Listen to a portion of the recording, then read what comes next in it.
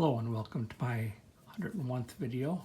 Today I'm going to be talking about the same two main units that I was in my previous video 100.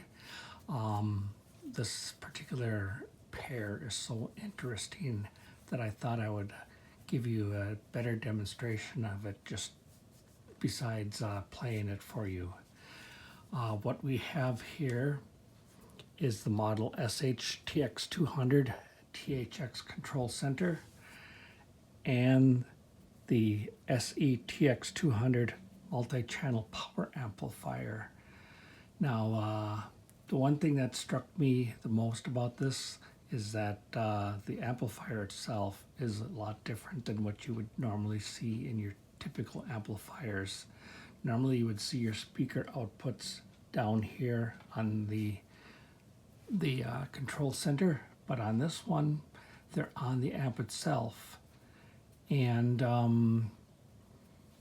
up here you've got a set of 6 inputs here that are for your front left and right, subwoofer, center, surround right, and surround left, and those correspond with these 6 right here in order to get sound out of this amplifier. You simply hook up regular stereo left and right cables from here to here. There is also a 1/8 inch jack down here that you can go from here to here for controlling the remote control. Will let you control this amplifier with the remote control for this. And also there is a normal 6-channel or BTL 3-channel that you can switch back and forth. The best way I can describe that is if you want it to sound in stereo, you want to put it in a normal 6-channel mode. If you put it in a 3-channel mode, it turns it into mono. And it took me a while to figure that out. I couldn't understand why I was always getting mono output from it, and I thought maybe there was something wrong with it. And then one day I flipped that button and magically everything became stereo. So that's, if you like stereo sound, it's a good thing to have that in there. Also, as you can see, the speaker outputs for the system are on the amplifier too, which are normally on here. And you got your front left and right, subwoofer, center, surround left and right, and a fan so it doesn't overheat. The control center itself has a whole bunch of optical digital inputs for CD, DAT, record and playback, video player 3 and video player 2. Then you've got a set of normal RCA jacks for phono, tuner, auxiliary, tape, CD, and DAT. And then you got your ground button here for your phono.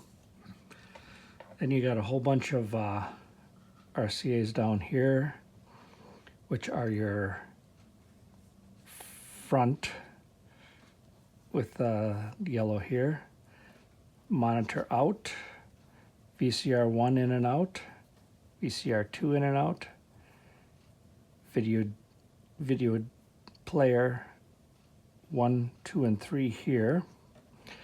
You have a switch here. You can switch the subwoofer on and off, and it does have the subwoofer equalizer built in right here with gain controls at 32 Hertz and the high level at 100 Hertz. You got a center channel mode here, which is you do phantom mode, neutral, wideband.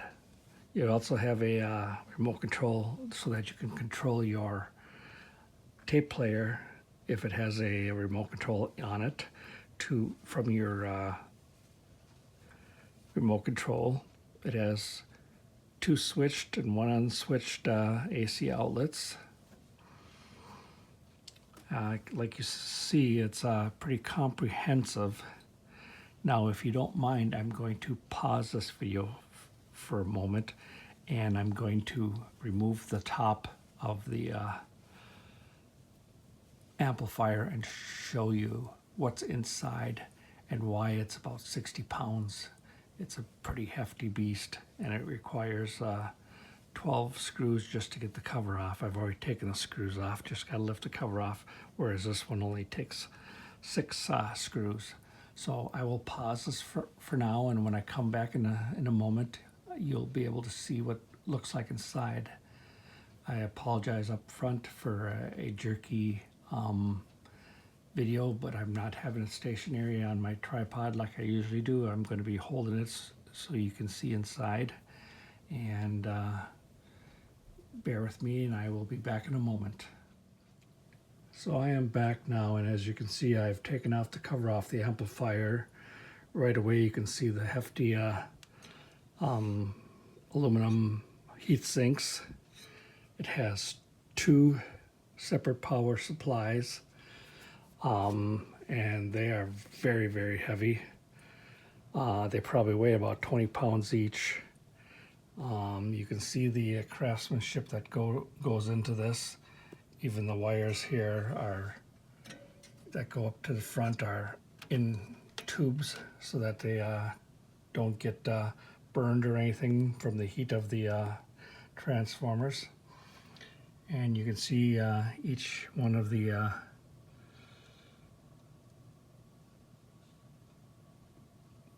outlets here for the speakers are here, and very big board here with another transformer. Up front we have 3 similar but yet different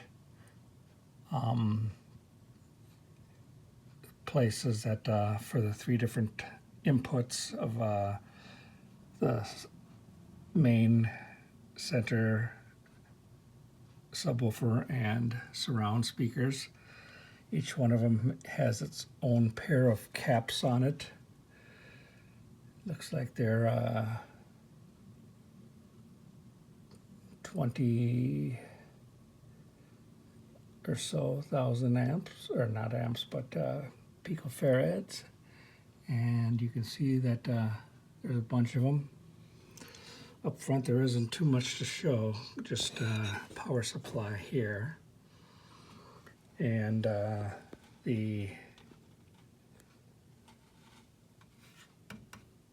you can see, this here is made of steel. So is the back, and the whole chassis is steel. And then the front here is all solid aluminum. It's not cheap plastic like a lot of the other ones that are on the market. And like I say, this thing weighs about 60 pounds. Break my back every time I have to move it, and I'm going to need to move it so that I can get the cover off of the other one to show you what that looks like. But as you can see, this is a very, very well built machine. I'm not sure if this was ever really sold here in America. I know I've seen some advertisements that are all in Japanese, and it also came with its own set of 6 speakers too that were part of the whole package.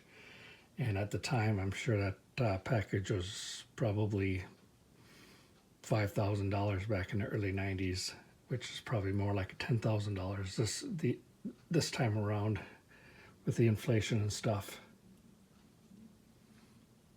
So I'm going to pause it again so I can lift this beast off of here and get the other one exposed. So hold on a moment, and I'll be right back. And I'm back now, and this is the preamp, I guess you could call it. As you can see, it is pretty crowded itself with all kinds of myriad of wires and transistors and resistors and everything you could possibly think of, multi-layers of various levels of motherboards. There's a power supply fuses, and it has two separate power supplies of its own. Don't know if you can see them very well, but that's what they are. And some more caps over here, and all kinds of little caps all over the place.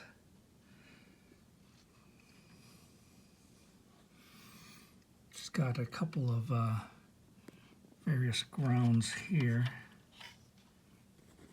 and then for the front where all the push buttons and stuff are is that big motherboard there that controls all of it.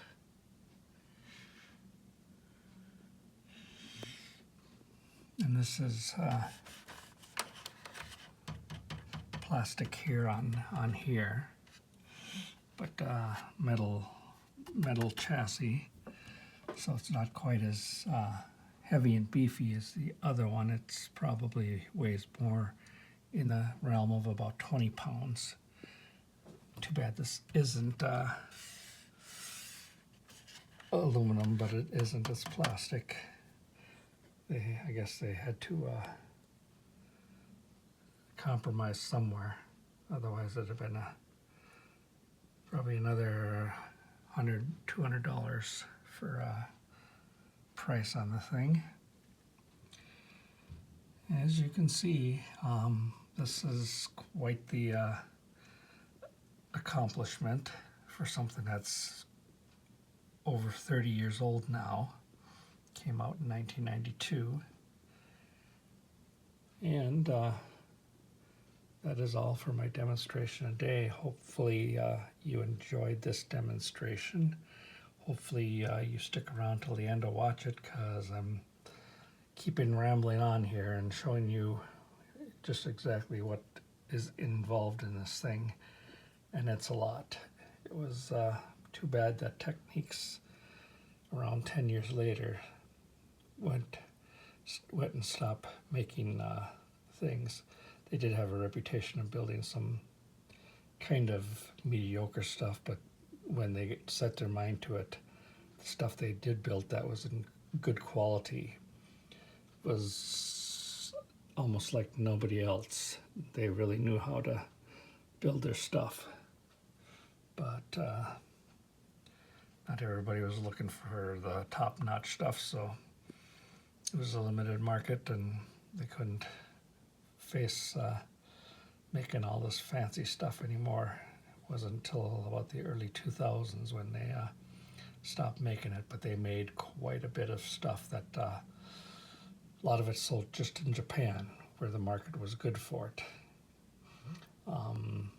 They do sell a lot of power amplifiers that have the old-fashioned sweeping meters to show you how much power is being used and all that kind of stuff.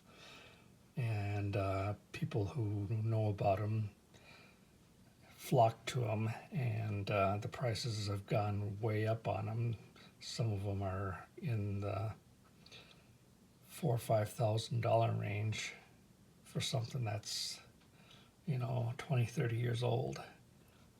But they made good stuff. So thank you for watching my video. Hopefully you like this one. It's a little bit more interesting, hopefully, than me just playing music with the first time I did a video on this one. And it's not often that I take the covers off of my stuff to look inside. But I thought this one might have an advantage over a lot of others. And I was very impressed when I first took the stuff off, and hopefully you watching this video is going to make you impressed too. So if you like this video or any of my other videos, please subscribe to my channel, and please leave positive feedback if you can. And if you have any questions, please ask, and I will always answer those questions. Until next time, thank you very much for watching, and I hope to see you soon. Have a great day, and Good night.